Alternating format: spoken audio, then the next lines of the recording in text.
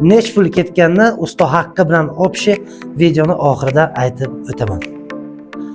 Assalomu alaykum aziz obunachilar. Patkulish Samarqand Melishni obyektini xudo xolasa nihoyasiga yetkazdi. Bu yerni biz andova holatda olgandik.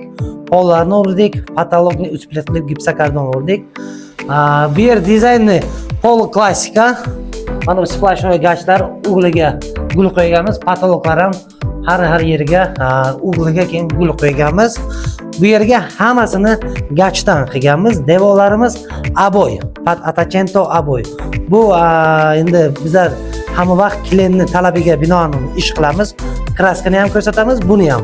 Bu yerga aboy yoqdi, uy egasiga o'shaning uchun aboyni qilib berdik. Xudo xolasa bitta o'zi obzorni ko'rsatib o'taman.